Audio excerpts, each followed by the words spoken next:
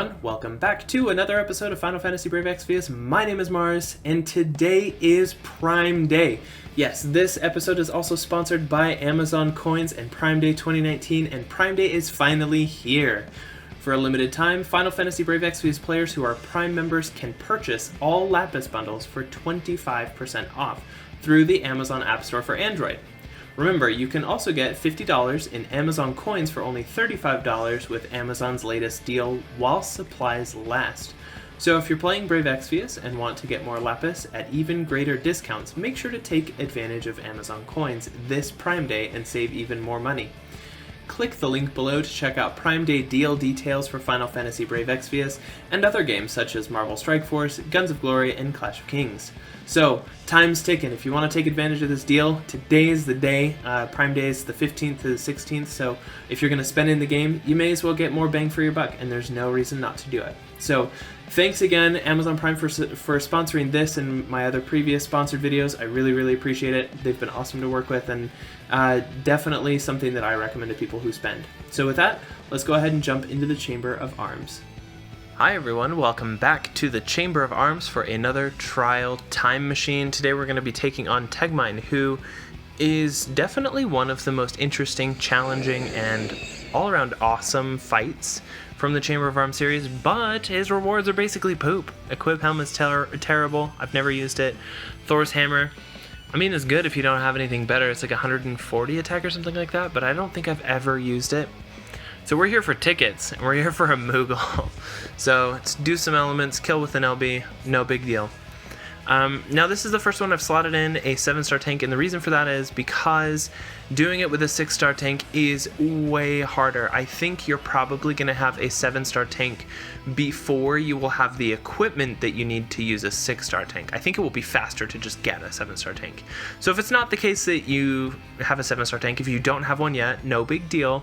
Use a 6-star tank, but be aware that you're just going to need some better equipment than the previous trials, because they do get harder going forward. So, the first ones, it's easy enough to be like, yeah, hoo-hoo, a whole naked party and a 7-star breaker, like easy clap, but it does definitely get harder. So in this case, I'm making a judgment call. I think it'll be faster and easier for players to acquire a 7-star tank than it will be for them to acquire a 6-star tank with sufficient gear.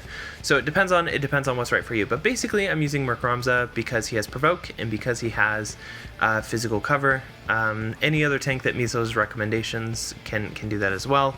And you do want some water and light resist for your whole party. At least keep them neutral. You don't want them to be taking any damage.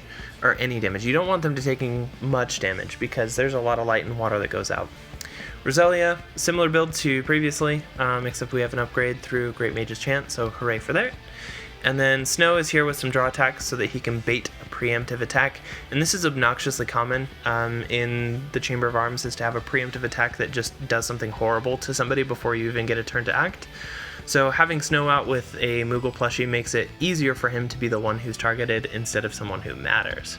Speaking of someone who matters, we're going to take Alespris into this fight. She's a newly revamped unit, and this one is built with kind of crappy gear. 1500 attack or so with Undead Killer. She's not amazing, definitely towards the budget end of things. The benchmark that I set for myself is that within 1 month of playing on an alt account as a free-to-play player, I was able to get a Esther with 2000 attack within 1 month. Now, if I can do that, there are people out there who can get an Alespris that looks somewhat like this. And it could be because I know what I'm doing. It could be because of whatever, why I'm able to do that. But 1500 attack Alespris, not that hard to get. And you can use any physical damage dealer in this role. We have Auron, who's going to be our breaker again, basically naked again. I did give him a patriotic recall because in my test run he was getting slapped very hard, so this is going to make it a little bit easier for him to survive. And we're using Circe as our mage. You can use a Thundaja or Firaja stacking mage if you want to, but using Circe just means it's not going to take me as long to show you the first phase. That's all there is to it. Because, yeah, I could make you sit and watch me do, Katy Perry for 15 turns, but who wants to do that?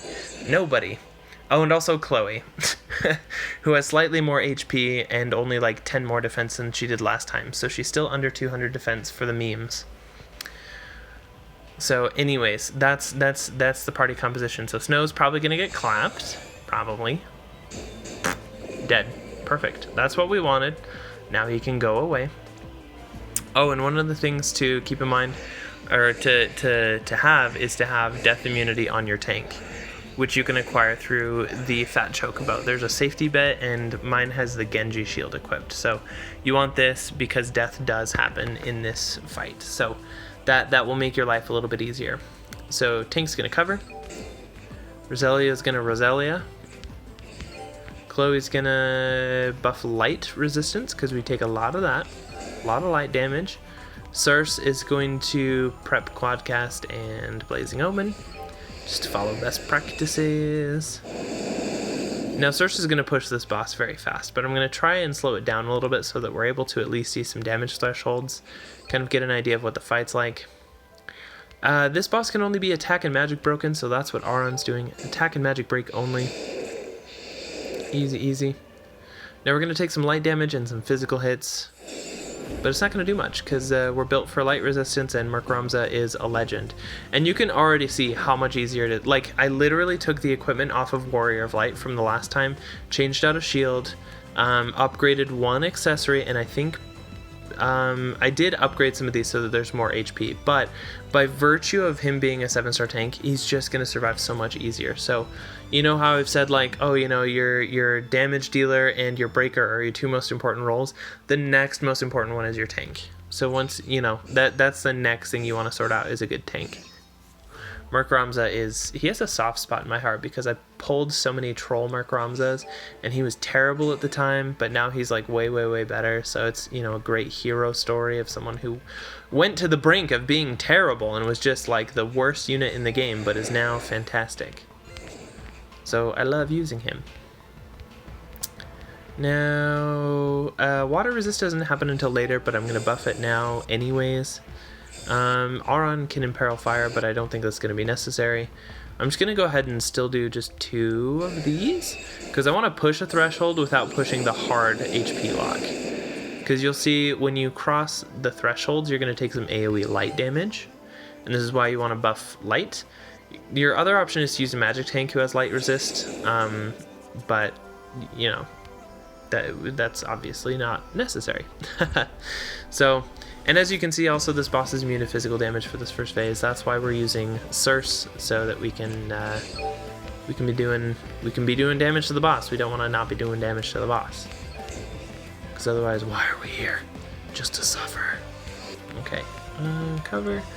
Just gonna keep doing that little 2-turn rotation with him. Just keep healing, whatever. I'm gonna go ahead and re-break with Auron just because I like having breaks fresh, just in case something horrible happens to somebody. And then Circe can go ahead and fire again.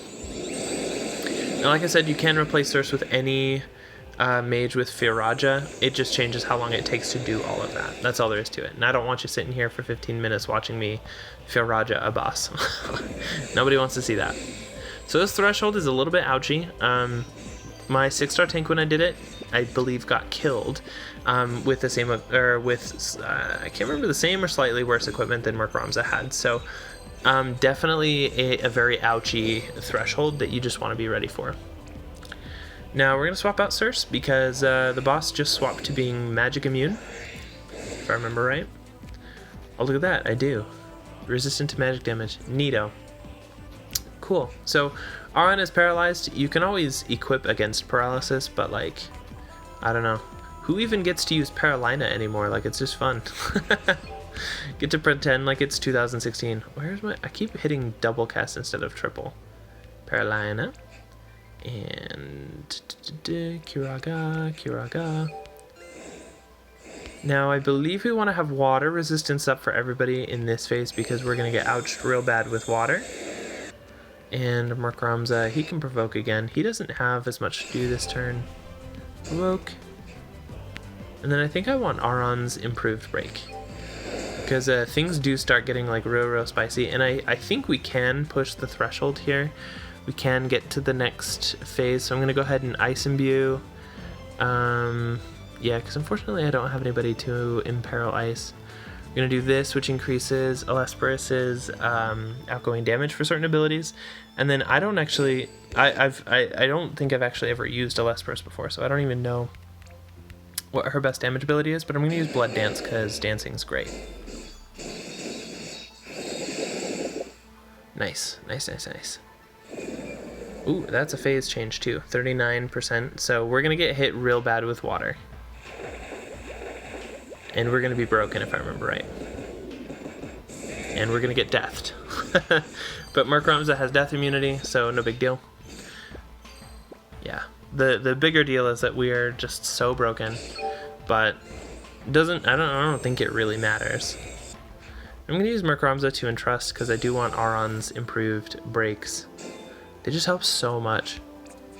That's the whole point of a 7-star breaker, is to make old content like stupid easy. You just take the boss's damage and put it in the ground. I'm gonna imperil using Chloe. It's not a very big imperil, but it's better than nothing. This boss is still immune to magic, and I don't think it swaps back. I think it stays physical susceptible the rest of the time. And because I don't know how to use this unit.